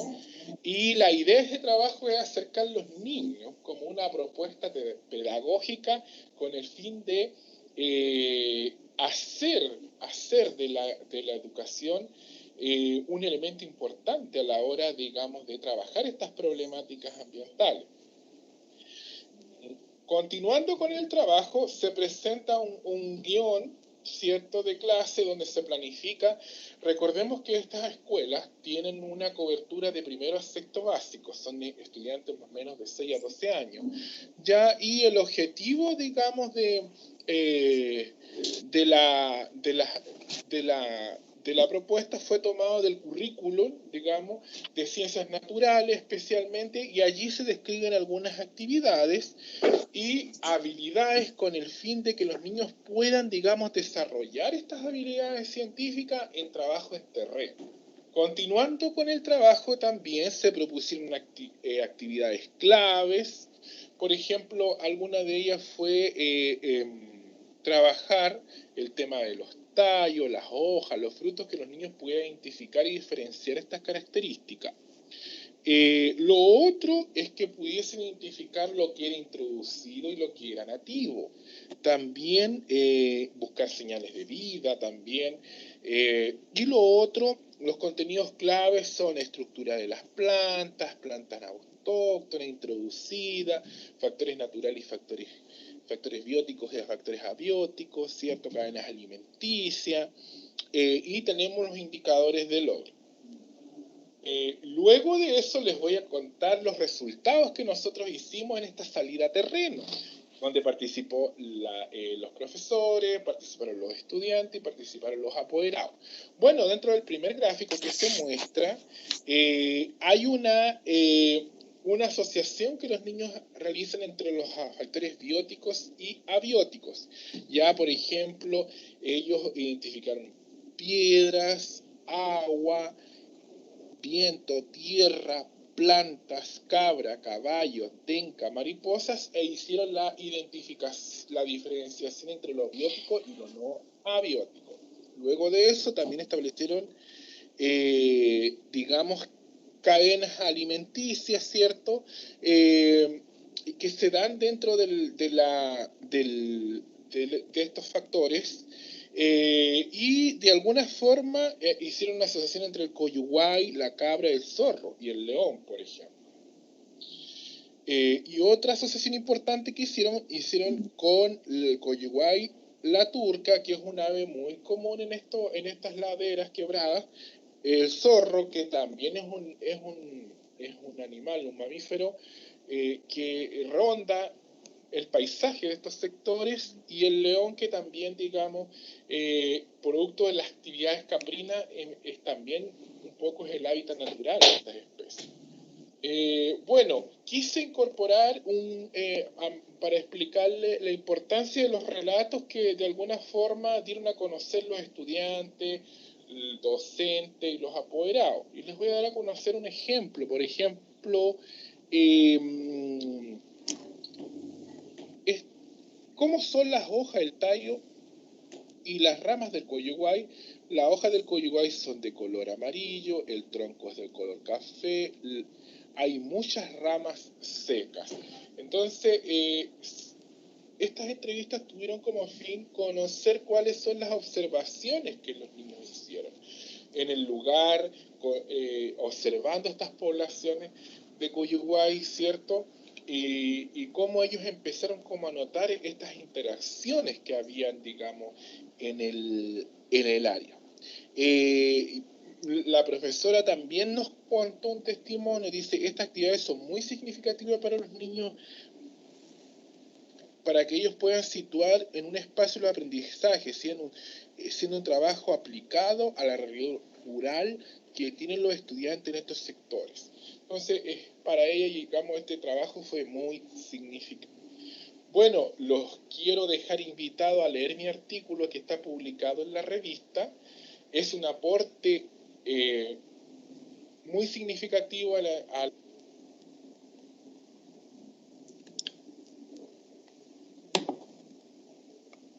Profesor Eduardo. Sí, ok. Sí.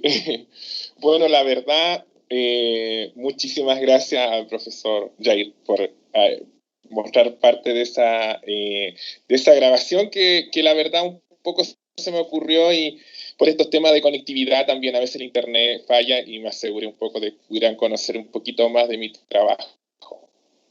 La verdad, bueno, para mí es un orgullo estar acá, porque soy joven, vivo en el mundo rural, ya, donde prácticamente a veces igual cuesta llegar con estas experiencias a la academia, que de alguna forma es súper valioso, y yo un poco destaco a la revista por integrar esto. Yo creo que eso es algo súper bueno, significativo, y también que impacta, porque muchas veces estas experiencias rurales que están en el mundo rural, muy alejados de la ciudad, son poco tomadas en cuenta.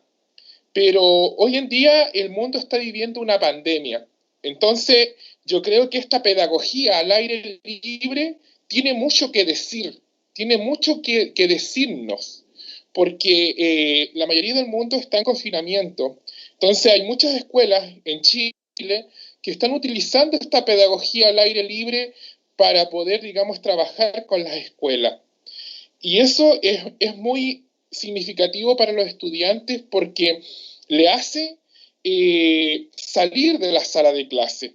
Muchas veces el aula es el principal escenario del docente, pero llevar a los niños al campo a observar, por ejemplo, las plantas, como mostraba el testimonio, el artículo, los testimonios, las entrevistas, todo el punto de vista metodológico que se le dio al trabajo, es muy bueno, porque los niños perciben el conocimiento, perciben estas habilidades científicas, ¿cierto? De otra forma, tocan las plantas, conversan con la gente, observan, digamos, que es los seres vivos que están, digamos, interactuando con estas plantas. Y eso, digamos, les llega el conocimiento, porque muchas veces los niños en el libro es súper valioso mostrar el libro, mostrar las imágenes, la fotografía, pero no es lo mismo que percibir eso, tocar y llegar con la ciencia, llegar con este conocimiento empírico que trasciende. Y creo que eso yo creo que por eso es valioso lo que yo hago también desde acá, desde la ruralidad. Pienso que no sé si llamarlo científico o el experto o el profesor o el docente, ya que estamos con muchos colegas acá que trabajan en el medio rural, tiene que vivir esto, vivirlo y transmitirlo, porque eso digamos, y escribiendo esto, llevándolo a una revista, escribiéndolo, yo creo que ahí de verdad se hace pedagogía, y se hace pedagogía, digamos así, de una forma integral, porque integra la academia, porque integra la experiencia, porque integra a los niños, que son el corazón de la educación, ¿cierto? Porque nuestros niños son el corazón de la educación. Un profesor, digamos, los niños son el calor humano de la educación. Trabajamos para ello.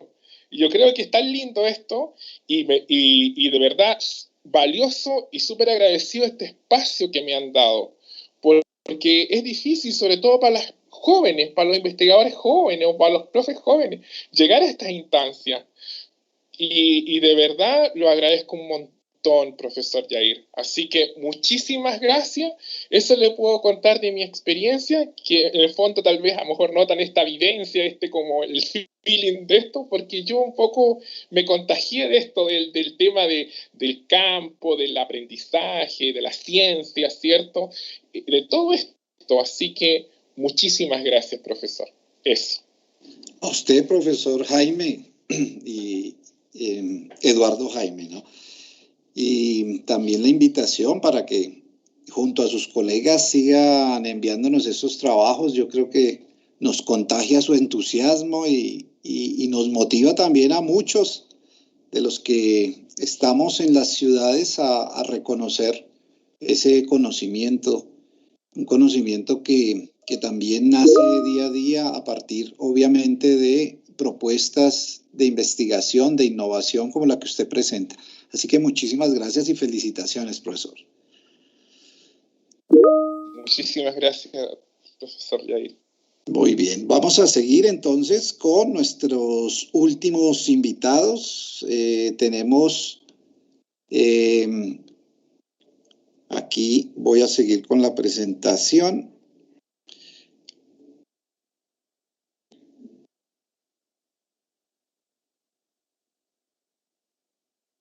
Al profesor John Anderson Gómez Soto, con un tema que recuerdo mucho en las evaluaciones preliminares. Yo hice la evaluación preliminar de este artículo y me llamó bastante la atención el título sobre preguntas disruptivas para fundamentar la actividad científica escolar mediante el análisis de algunos ejemplos, del profesor John Anderson Gómez Soto.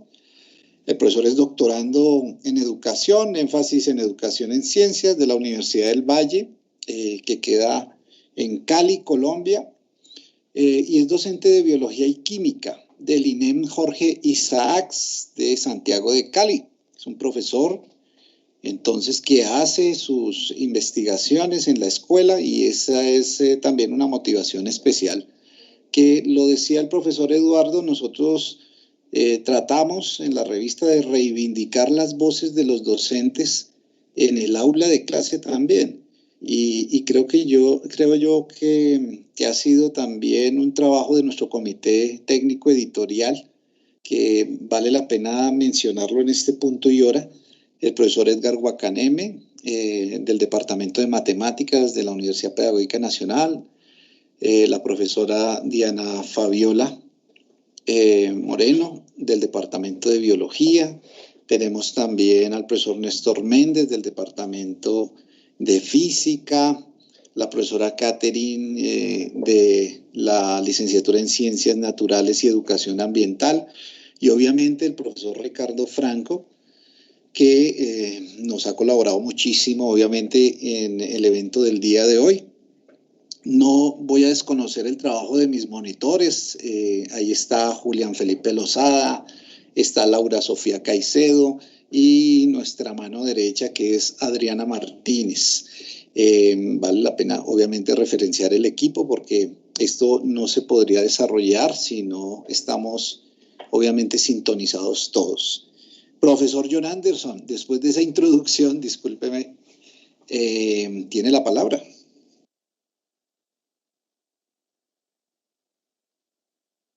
Se nos fue el profe John.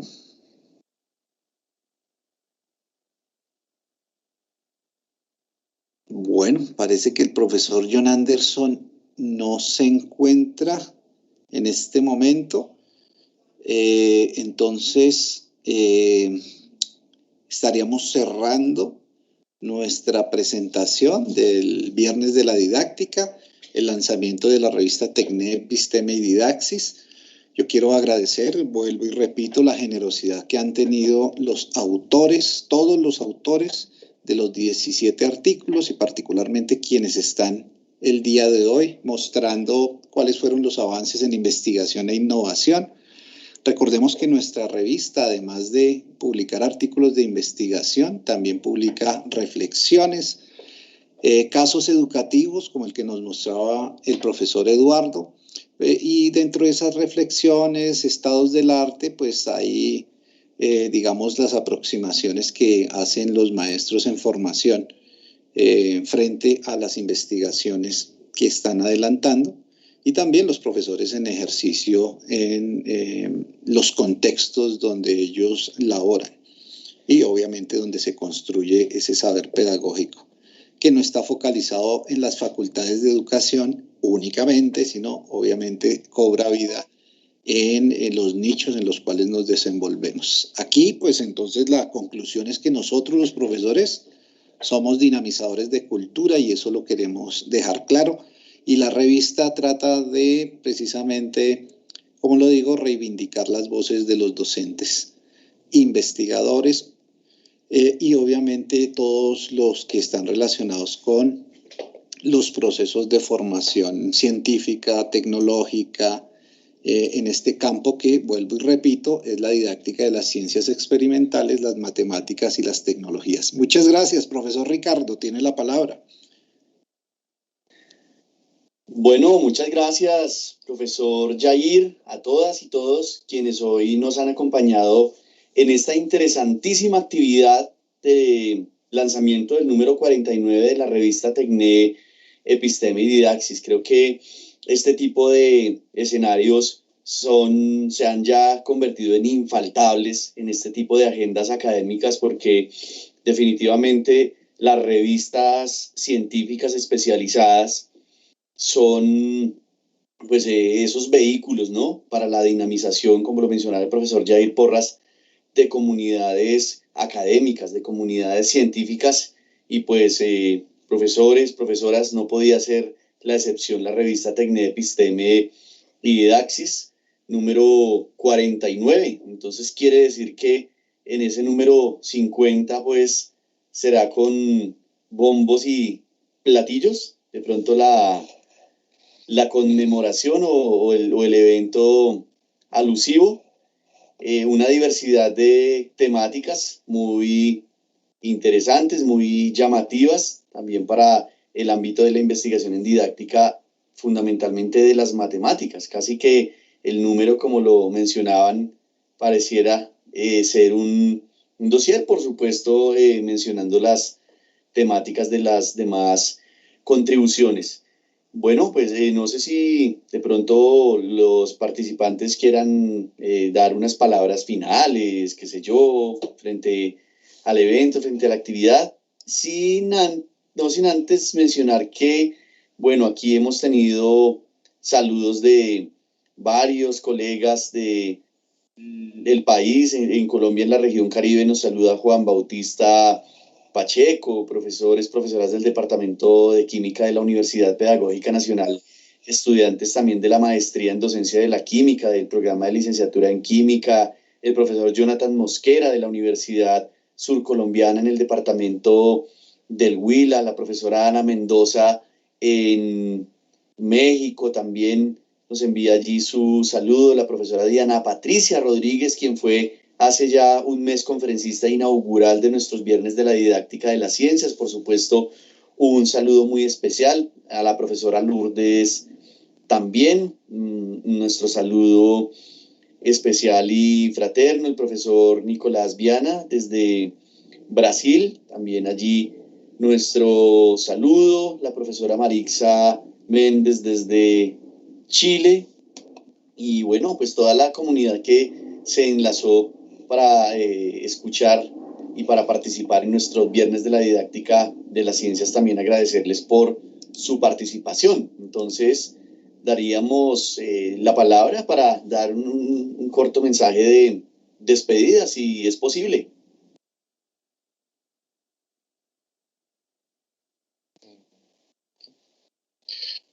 Bueno, yo la verdad me sumo a las palabras de agradecimiento a José, al técnico, aquí al profesor Yair, a usted, que nos dieron esta posibilidad. Sí, yo creo que eso es súper valioso.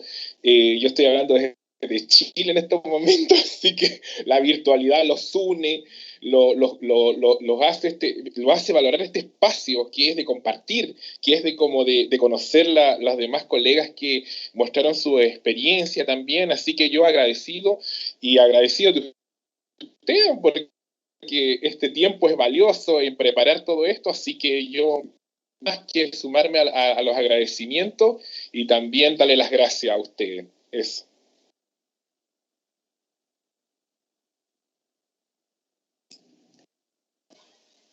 Muchas gracias, profesor Eduardo. Yo pues vuelvo a repetir los agradecimientos a todos ustedes. No sé si la profesora Isabel tenga algunas palabras. Obviamente que yo veo esta posibilidad más como el revalidar algunos lazos con algunos de ustedes para futuros artículos, futuras investigaciones, conectarnos con los grupos de investigación, hacer comunidad académica, que eso es lo que en últimas, digámoslo así, pretenderíamos con las publicaciones científicas en el campo de la didáctica. Profesora Luisa. No, yo quería felicitarlos realmente por la labor que hace la revista y bueno, por la publicación, agradecer la publicación del artículo y este encuentro que resultó muy interesante y bueno, y muy relevantes todas las presentaciones de todos los colegas. Muchas gracias. A ti, profesora Luisa, muy amable. No sé si alguien más. ¿Yo? Bueno, agradecer, la verdad, me voy feliz como siempre, asombrada de ver lo que estamos haciendo, no solo en Colombia, sino en Latinoamérica. Mirarnos, podernos ver las prácticas, además también escribir para que nuestros colegas maestros en formación y quienes están pensando cómo mejorar las prácticas de enseñanza, pues puedan consultar estas memorias de estas cosas que pasan, que también los hacen otros maestros, pensando en los maestros, en el efecto de la enseñanza para la transformación de Latinoamérica. Y creo que, aunque suene un poco cliché en Colombia, pero así como dijo Lola Sendales, somos dispositivo de poder, y esto que estamos teniendo acá en esta socialización en la revista, yo siempre he apostado no solo a escribir fuera del país, sino dentro, y también admirar el trabajo que hacen las universidades públicas de mi país por querer recopilar esas prácticas y ponerlas al servicio de todos. Entonces, realmente agradecerles a ustedes el evento, no solamente haber lanzado una revista para que la consulten, sino tener la posibilidad de generar estas comunidades de diálogo, esta comunidad de práctica, estas comunidades de aprendizaje. A Eduardo Jaime le había escrito que gracias por compartirnos la experiencia del maestro rural fuera del país, porque yo las he trasegado aquí en Colombia y digo que realmente nos falta mucho por conocer. Entonces, pues mil gracias. Y sí, como lo ha dicho Yair, también quedamos en un tejido de poder ver relaciones, formas de seguir pensando, investigando y seguir transformando con mucha fuerza la realidad educativa de nuestro país y de Latinoamérica, que tanto lo necesita. Gracias. A ti, profesora Isabel, muchísimas gracias. Yo quería finalizar, profesor Ricardo, no sé, para presentar el próximo viernes de la didáctica.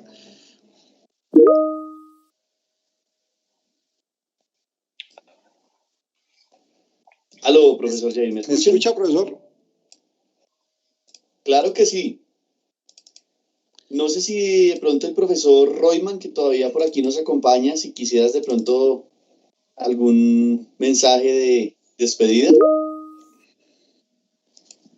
No, profesor Ricardo y profesor Yair, Los felicito. Ha sido un evento bastante interesante y cualquier palabra que yo diga es empañar la brillantez con que han cerrado este evento.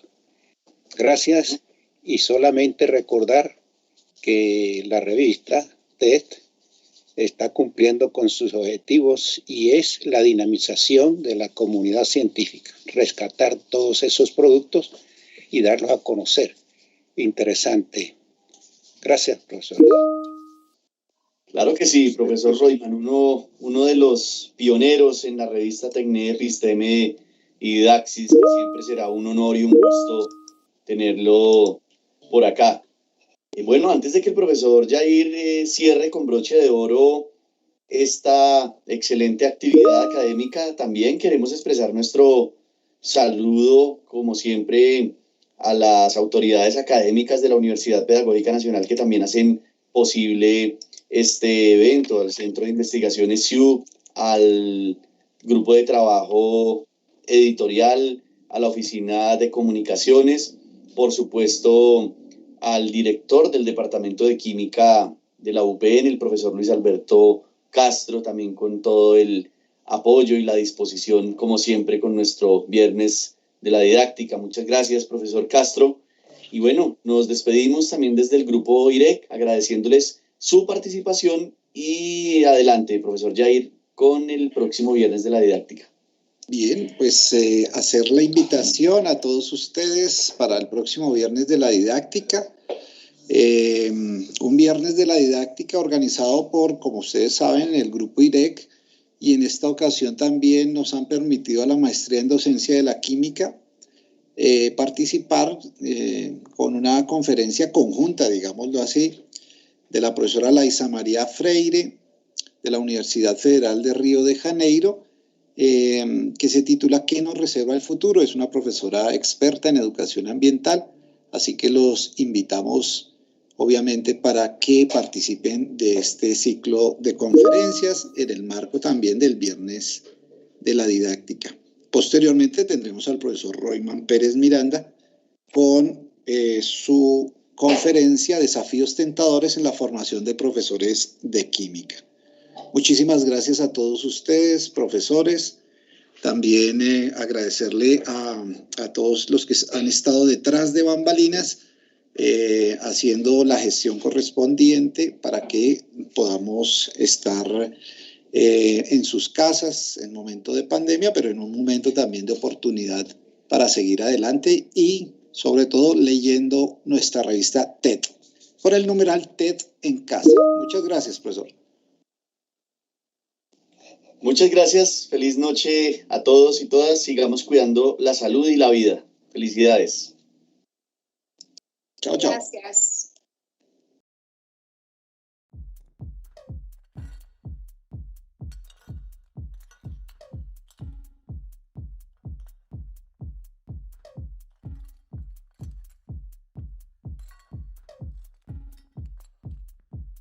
Samurai sword on my back. You don't know how to act. Maybe you should relax. Maybe you should relapse. Just kidding.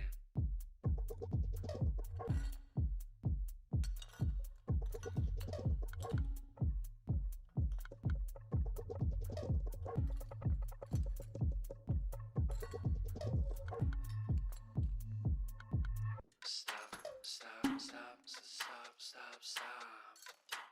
Woo. Woo.